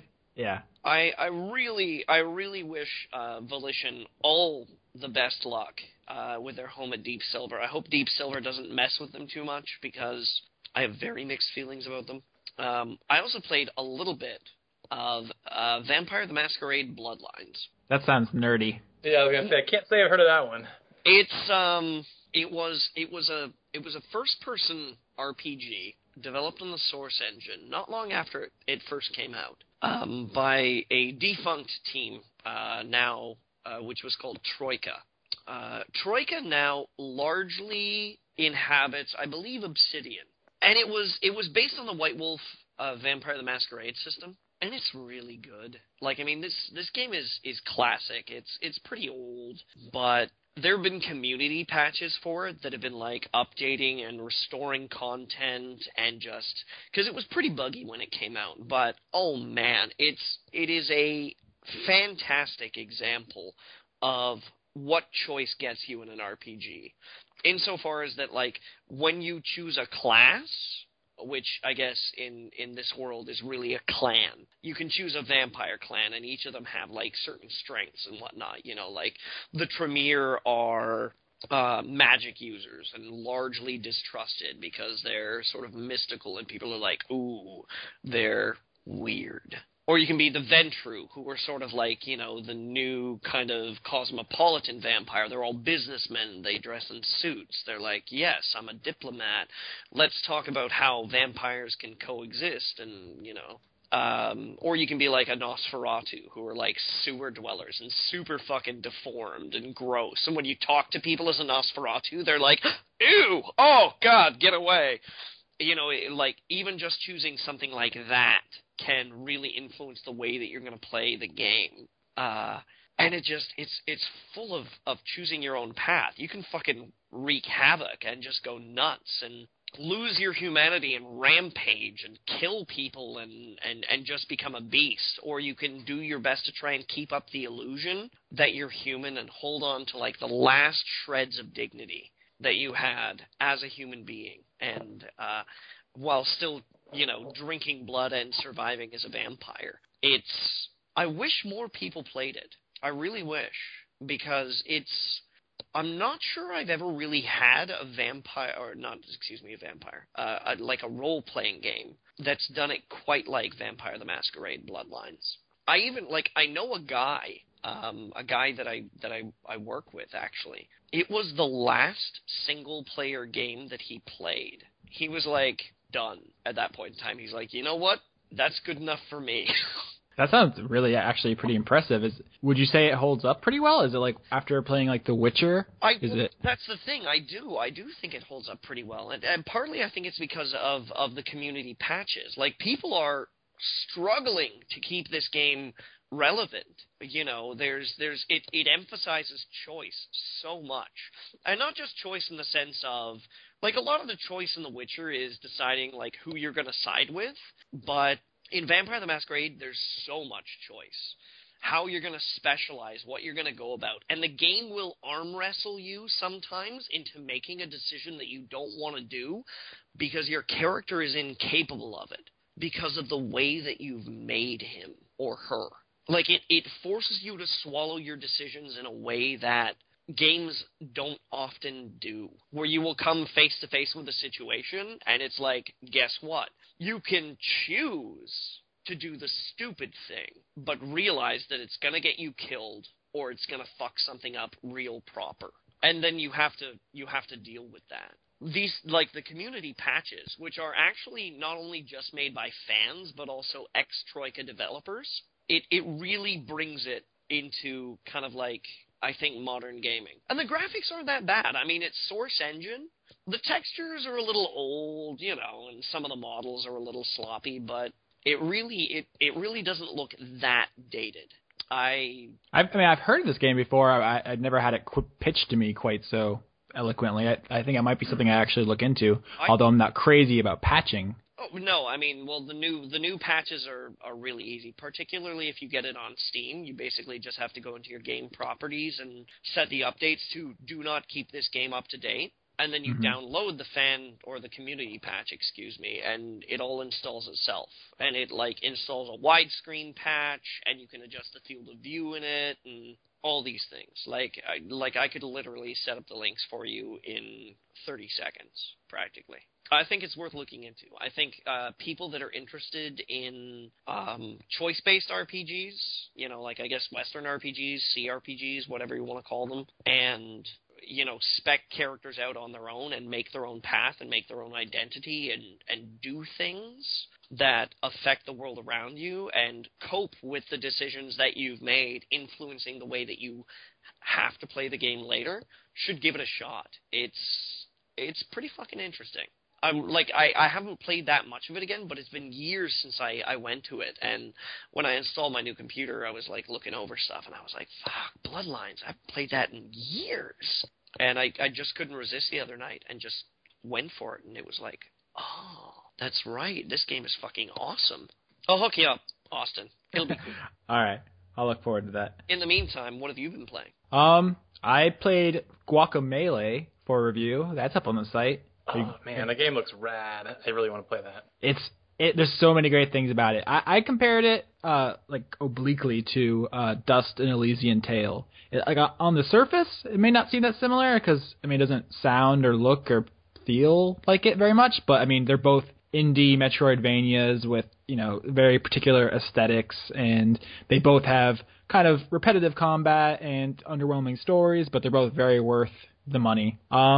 If you haven't read the review, it's a Mexican-inspired Metroidvania where you're a luchador and you go around punching skeletons and all kinds of stuff. It's good. I had a little... All right, wait a minute. Did somebody make this game out of a dream I had?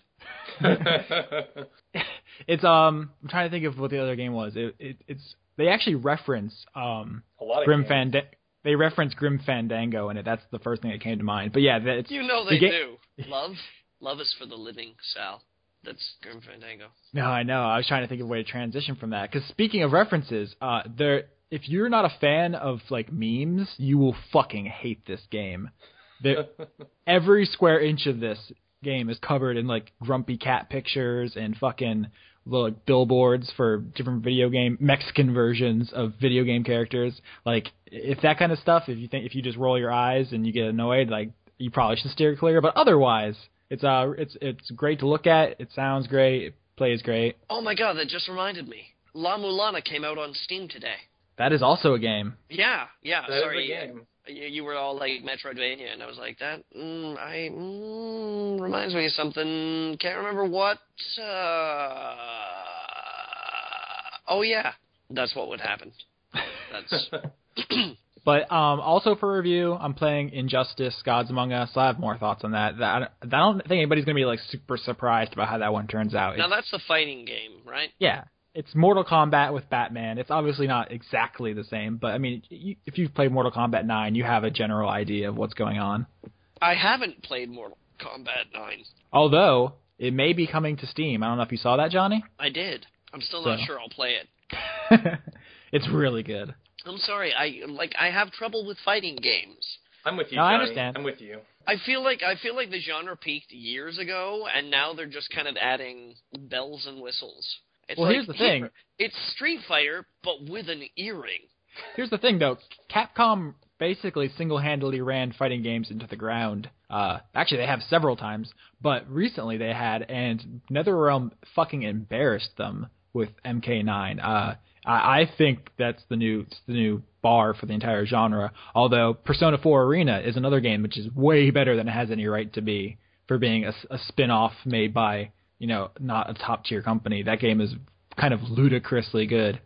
So if you're not into the old, just your everyday arcade fighters, there are definitely things out there worth looking into, I think, personally. Like Bushido Blade. Oh, shit. I was actually thinking about writing an article about that they should reboot Bushido Blade, but I didn't know what else to write besides do it. Fucking do it. Pretty much, yeah. I think article, do it. Period. That's more of a tweet. Actually, I think kind of the spirit of Bushido Blade kind of tried to live on in that Deadliest Warrior game they made, but apparently it didn't turn out too well. That's because it's a stupid idea. Fair enough, I'm just saying. What if a Navy SEAL fought an Apache Indian? He would shoot him from 100 miles away. Well, the Apache Indian, of course, would sneak up on the Navy SEAL while he was sleeping, and it's like, no, I don't think so. What else? Shit, I've been playing Persona 4 Golden because I've lost control of my free time. Yeah, I have 40 hours into this thing already. It's disgusting. I don't even like it that much, guys. Dude, I think that's my favorite game, my new favorite game of all time. Easily. Yeah, okay. Me and Taylor at a later date will discuss the merits of Persona 4 as an experience. Right now, we're running short on time. Just go. I'll not interrupt you, because we could interrupt for hours. We could. I just want to say Golden, okay? Let's narrow this down for the purposes of this podcast. What does Golden add or subtract from the experience?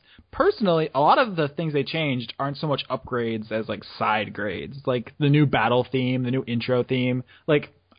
Whatever. I could take them or leave them. They're not, they don't really do anything for me. The new shuffle time, whatever, I don't care.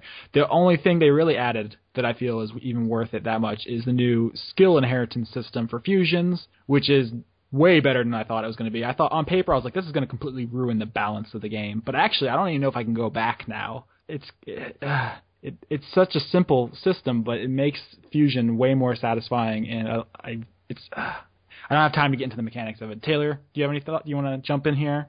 I think overall it's just more streamlined. Like, if you die, you don't go back to the last save point. They'll let you retry the battle. Yeah, that's a convenience thing. I didn't mind so much. There's a lot of extra content. There's the extra character, which, you can woo her, and then there's Marie and Adachi. The thing, I think Persona 4 Golden is definitely aimed at people who played the original, because the Adachi social link is kind of tips his hand a little early. It does. I was replaying it. I'm like, wow, they give that away very early on in the game if you're paying attention. Yeah.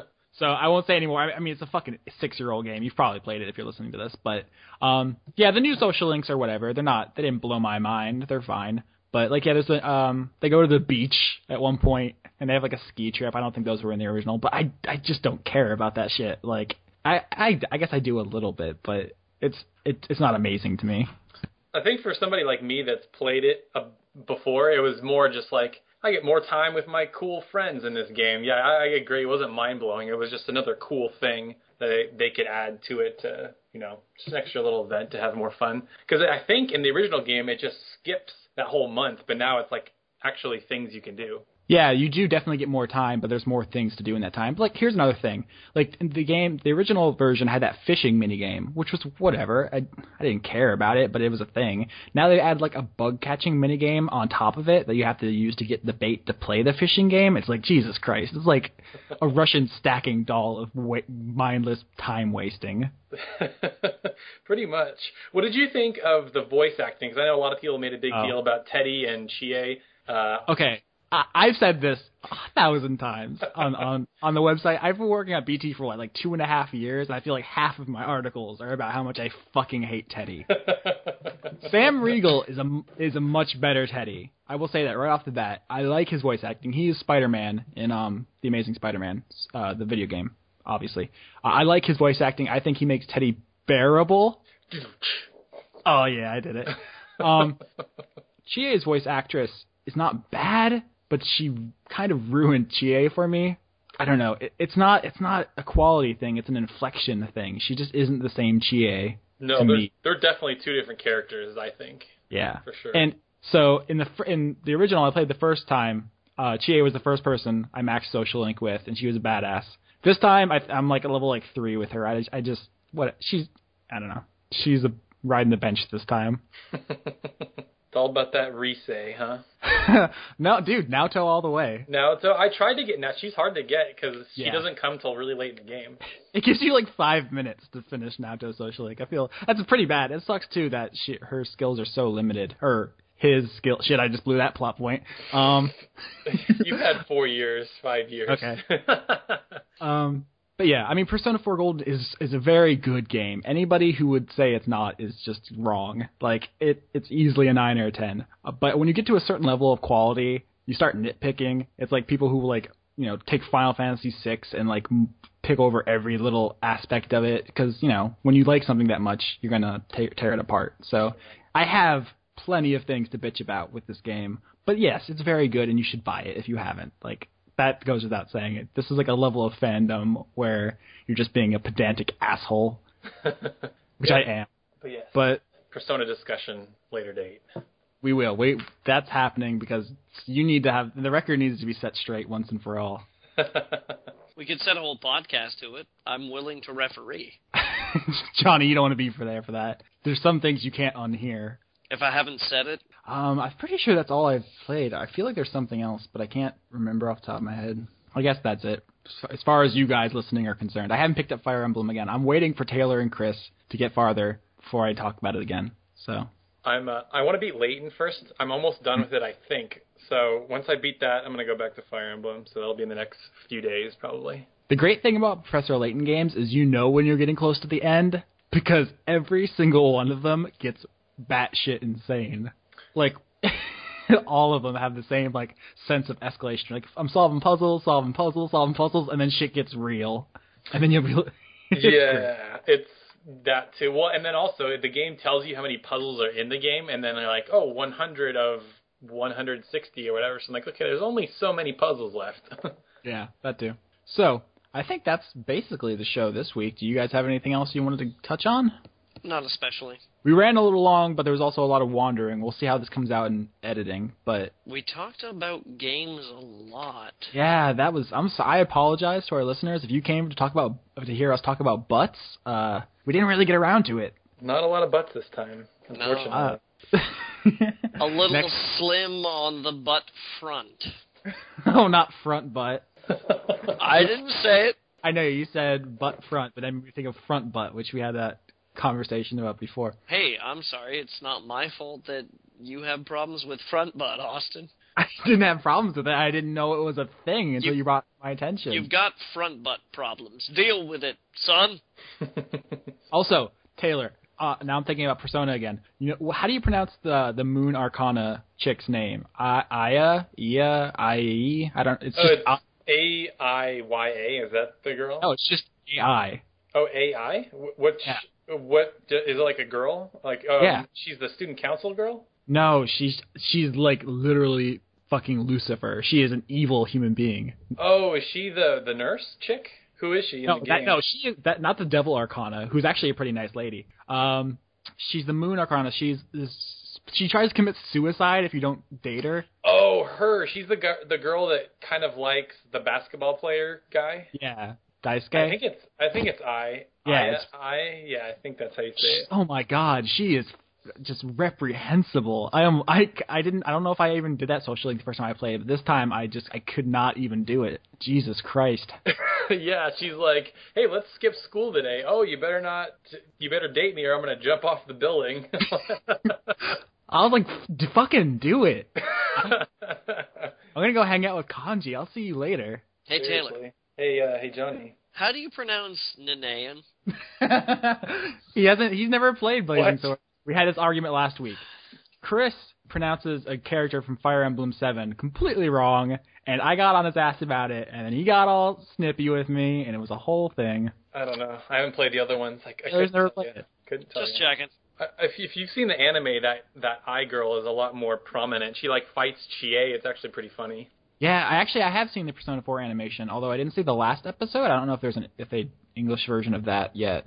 Is there? They have both the English. They have on Blu-ray. I think I watched all of it in like a couple days.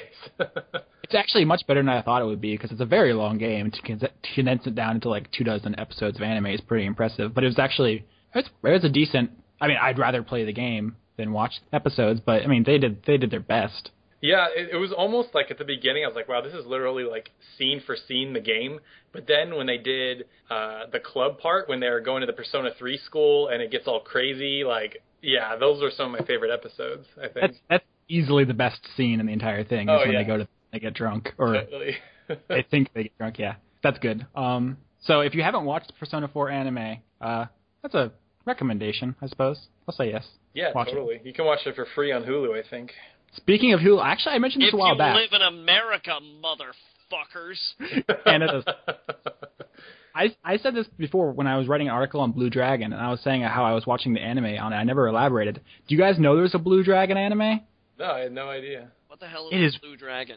That sounds like a really weird sex position. Oh, don't even start with that. Blue Dragon is a game by Mistwalker, who also made Lost Odyssey, who's staffed by the people who made Final Fantasy. It's like a Dragon Ball Z version of Final Fantasy, if that makes any sense. The anime, though, is so different. Like, the characters who were like childhood friends don't even know each other in the anime. It's like, why even adapt it if you're not even? I don't know. I didn't watch enough to see where they went with it, but it seemed like it was just completely, totally different. That seems like a weird thing to do because the art style is like, Chrono Trigger Dragon Quest by the guy that did Dragon Ball. So I would almost think that it is almost like Dragon Ball. Isn't it? Or I don't know. I've never even seen it. The art style is Dragon Ball, but the content is not. Okay. But yeah, I don't know. It was a weird contrast to Persona 4, which is very, very faithful to the game. And here's another video game adaptation, which is just night and day. So weird. You're weird. A little bit. It didn't come through on this episode though. I'm surprised. I thought Taylor was going to be here, and it was just going to be all butts the whole time, just butts for days. I kept it in check. That's what I'm here for. Is it? We brought you on to liven it up. It's kind of weird. I think we may have actually just had our first video game podcast. Wow. What's that about? Well, it's our 50 episode special. It's the time we talked about video games. Oh, son of a bitch! We couldn't have timed that any better if we had planned it. Or did we? Dun, dun, dun. Spoilers, we never planned anything. I planned some things, but usually it backfires in my face. So not very successfully. Yeah, okay, all right. I plan things, but then the execution falls inevitably short. Speaking of plans, I have no idea what we're doing next week. Is it just going to be you and me, Johnny? Taylor, do you want to come back? I don't know what's happening. Yeah, I could be back if you guys don't mind staying up later. I have no idea if that's what's help. I'm okay. This is hardly later for me, so. Yeah, you guys are in a stupid time zone where you're still awake. It's midnight here. Are you kidding? We're in the second most important time zone in the world. And I'm in the first, so shut up. No. No? Just because New York is here, it doesn't count? No, the most important time zone in the world, I think, would probably be Japan, Tokyo, Yeah. Did they get the new day before Australia does? I don't think so. All right, so then I would say Australia. I don't know how time works. They get first dibs. I am not a chronomancer, Johnny. Today is the day that we honor cheese. Cheese is delicious. So I guess I don't know. I guess if you're listening to this, you can comment and just let us know. Who do you want on here? Do you want us just me and Johnny sometimes? Or do you want Taylor or Chris? Or I don't know. It takes the load off of me to have to think about these things if you people just tell me. That's helpful. And then I'll just do that. I don't like making decisions. I know that there were people I've been told that we should try and court, but I'm not sure they're in our league. You guys should try to get Egoraptor, I think, next week. Oh, Jesus Christ. I don't know if I could handle that. Or JonTron, maybe? Actually, I've had people tell me that we should try and get Peanut Butter Gamer. Yeah. I've talked to him once. I don't know. And that would be confusing because like I said before, I'm pretty sure we are the same person. I think it'd be funny if I could say, Austin! And I'd have two people going, yeah. Actually, no. You would probably be like, what? And he'd probably be like, yes! He and I haven't really spoken yet, so... So you haven't broken him? Exactly. Well, no. I don't want to make it sound like I'm actively trying to break people here. It's just a side effect. Here's the thing. The people who know that this podcast exists are usually smart enough to stay away from it. So that's why I think we should grab people. Yeah, we have to blindside them and be like, yeah, can you just come on for a second? And then we just don't let them leave. Exactly.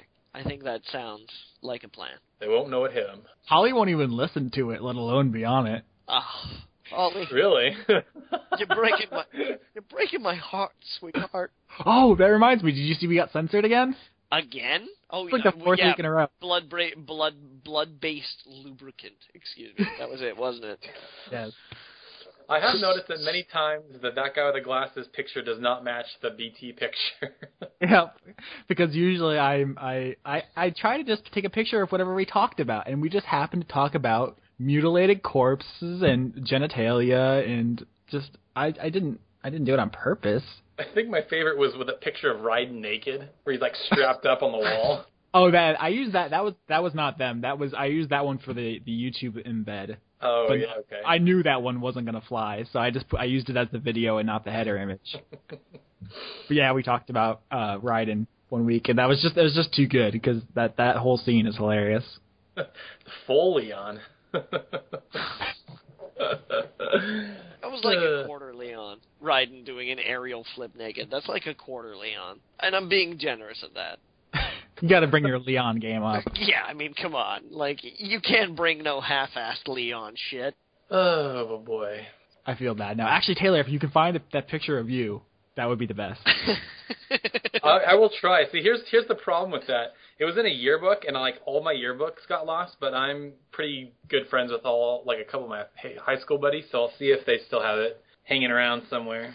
Okay. Well, I mean, usually I edit these and put them up pretty quick, so I don't know if that's going to be a thing that you're going to be able to do before it goes live. When will it go live? I'll try to make it a priority to get a picture. Like 5 hours. Oh, seriously? Yeah, I don't play around, Taylor. I play for keeps. Okay. Well, then that probably won't be possible. That's what I was trying to say. It might be. There's a slim chance that I could get a guy to take a picture and scan it and send it over, but... Isn't that what Facebook is for? My understanding was that was the entire point of that enterprise. For dumb stuff like this? Yeah, dumb pictures. I don't have a Facebook, although apparently you tried to look for me on it and you found someone's... You tell. Yeah, so for whatever reason, I was like, Austin isn't my friend on Facebook. I don't know why, so I'm gonna go look him up. And so I start typing Austin Yorsky, and here's what it comes up with. It came up with fanfic, rescue, for sale, puppy, poo. Yeah. I think I saw that. One of it starts as Austin Yorsky, but eventually becomes Austin Yorkie, which is that a dog? Yeah, I believe there's like a Pembroke Welsh Corgi, or no, that's a Corgi. Yeah, there's a Yorkie, I think, is like a little Chihuahua-ish kind of dog. Yeah, so I am not a canine, nor have I ever been, but there may be Austin Yorsky fanfic out there, which is both hilarious and terrifying. Although, if somebody does write like actual Austin Yorsky fanfic, I will read it on here. I mean, hey, there's BT Podcast fan art, so there might be fanfic. You never know. Dude, BT Podcast fan art is the best thing ever. It just is. That's not even up for debate. That's the best thing ever. But I assume fan fiction will be degrading and humiliating, which is kind of cool in its own way. Yeah, that's a thing. Although I assume any fan fiction about the podcast would be Johnny Leon / Yeah. You would think so, but I hope not. I mean, if they have any... ours is a pure relationship. You and Leon? I guess. No. You guys are like rabbits. Disgusting. You're disgusting. Oh, that's besides the point, though. Yeah, that may be the case. So, I guess that is the episode, unless... And you guys want to talk about anything? We've been on here for 2 hours, Jesus. No, I think we pretty much covered all the basics, at least. I mean, we can really get into the nitty-gritty now if you want. Next week is the advanced course. Yeah, precisely. We don't want to overload people. Holy shit, that's really fucking funny. There's there's a YouTube video. There's a YouTube playthrough of FTL that's titled after me. This is just the Johnny playthrough? No, it's FTL Episode 9, Johnny Maloney. Nice. Are we all Googling ourselves now? Is that what's happening? I did, actually. I did Google myself. Well, aren't you in the game or something?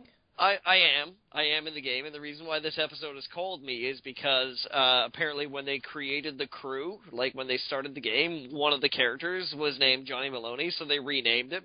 But then they found a crew member in a shop named Johnny Maloney. Just couldn't escape you? Apparently not, so, yeah. Oh, Taylor, are you doing your next Shinkar episode on Tales of Vesperia? I am, yeah. Dude, that's such a good game. I know. I had to borrow a friend's Xbox, and then I had to borrow a different friend's copy of the game just so I could play it. It was quite an adventure to get all that situated. That goes back to our previous conversation about the rare, worthwhile exclusives on the 360. At least in America, Vesperia is 360 only, although not in Japan. That's a weird thing. Well, from what I understand, I think Xbox bought, or Microsoft bought exclusivity, like a time frame where that was the only version available. Yeah, it was a timed exclusive, but it just wasn't worth bringing out the PS3 version in America. Which is dumb because JRPG gamers don't play their games on Xboxes. They play them on PlayStations. Yeah. So. Unfortunately for Mistwalker, that appears to be the case. Why Mistwalker? Because I imagine Lost Odyssey and Blue Dragon didn't sell as much as they could have, which is really unfortunate. Lost Odyssey is fucking badass. That's what I hear. When people discuss the best JRPGs of this console generation, they either say Xenoblade, Ni no Kuni, Tales of Vesperia, Lost Odyssey, or Nier. I've seen that one brought up a lot. Now, I don't know if that's a joke or not, but I've seen that one brought up a lot. That's like an action RPG. It's very Drakengard. It's made by the same people. Oh, okay. I would have said The World Ends With You. Oh, I still need to play that. That's a good one. Yeah. So, yeah, this generation had plenty of JRPGs. Anyone who acts like it didn't is just not looking in the right places. Yeah, they're all in handhelds. They're not on the consoles. Yeah, that too. Dude, the Mario and Luigi RPGs are very good. Really? Yeah, everyone completely forgets them, but they are JRPGs. They're turn-based, and they have items and equipment and everything. It's just, I think there's 3 of them now. There's the first one, Superstar Saga, and then the second one is Partners in Time, and the third one is Bowser's Inside Story. And then the fourth one is coming out. Oh, yeah, they announced it. I don't know what it's called, though. I think it's called Dream Team. Dream Team. I think it is. But yeah, Mario and Luigi is an RPG series that is criminally overlooked, as if it wasn't one. I guess because people don't think Mario when they think JRPGs. Yeah, it's called Dream Team. Although Square Enix made a hell of a JRPG with Mario. Well, yeah, I mean that's the legacy. That and Paper Mario are the 2 legacies that kind of come out of that one. But not to be underestimated is what I'm saying. I think for me, it's just like I don't know if I'd want to play an RPG with Mario in it. Like I don't really want to go on an adventure in the Mushroom Kingdom. I'd rather just jump on mushrooms. You are prejudiced, sir. I am. I have a very specific type of RPGs that I like to play. I don't know. I just like to go into different kinds of world. And also The Witcher 2. I enjoyed The Witcher. The Witcher 2 was great. I don't know. Other games got in the way. I want to say I played like 20 hours of The Witcher 2. Hey, Austin, have you played The Witcher 2 yet? I have not gotten around to it. Dude, my backlog is gross. You're a dude. It's gross and misshapen. I'm never going to get around to anything. Yeah. Like I said, if I quit this job tomorrow and never bought games ever again, I wouldn't be able to make it through in my lifetime. I have 200 on Steam. I have a shelf of physical copies, and then every platform has a bunch of digital. So it's 200. You're like amateur. Mine's slowly building. My Steam library is slowly building. I know a kid who has like 1,000, and he has so many hours in like 3 games. Like all he plays is like Counter-Strike and Team Fortress. And Dota. I don't know. I think he might play LOL, but that's not on Steam, is it? No, I don't think so. They're their own thing. He owns hundreds and hundreds and hundreds of games, but only plays like a couple of them. It's just like, why? Just why? Steam sales, man. They get you. I have no intention of playing this, but the deal is just too good to pass up. So good. $5 for Mass Effect 2? Okay. Why not? It's true. I mean, you can grab a lot of people with that kind of pricing. Yeah. So let me toss something your way, since we're sort of on the topic of JRPGs. Maybe more Austin than Johnny, because I don't know how into it he is. But do you feel like Lightning Returns is just going to bomb horrifically? I think, weren't you saying this on Twitter? I did. I don't know if you replied, though. Yes, the thing, in previous years, this would be like one of the most anticipated. This would be like the marquee release of whatever quarter it came down in. It's second tier. What do you mean it's second tier? I mean, looking at all the games coming out, right? You got your Call of Duty, your Battlefield, your Assassin's Creed, and then you got the next class down, and Lightning Returns is in there. It's not, it's just not that big of a deal. My favorite part about the whole thing is how presumptuous the name is. Like, Lightning Returns. It's like, who gives a shit? Yeah, I think, like, it was really funny because when I put that out on Twitter the other day, I was like, so does anybody else think it's going to bomb? And then, like, everybody that replied was like, oh, yeah, I forgot about that game. Like, nobody cares that it's coming out except, like, Sean and a couple other people. So Johnny, and Jimmy. Your name's Jimmy now. Last week. Yeah, I gotta say that I listened to last week's episode again, and I do believe that I got Chris Larios. I took quite a dressing down last week. No, I wasn't completely aware of it at the time. I felt a little weird after we ended the podcast, but then I went back and I listened to it, and man, he was all about excluding me. Like, we had some classic social maneuverings there. He was like, he was going to do a Chai Tea podcast, but I was forbidden from coming on. At the end, he's like, I'm going to fucking murder you and stuff your body in a dumpster full of shit and cum. And then he pretended to forget my name at the end of it. I was like, wow, Mr. Larios, did you spot me as the alpha wolf that perhaps needed to be displaced? I enjoyed it.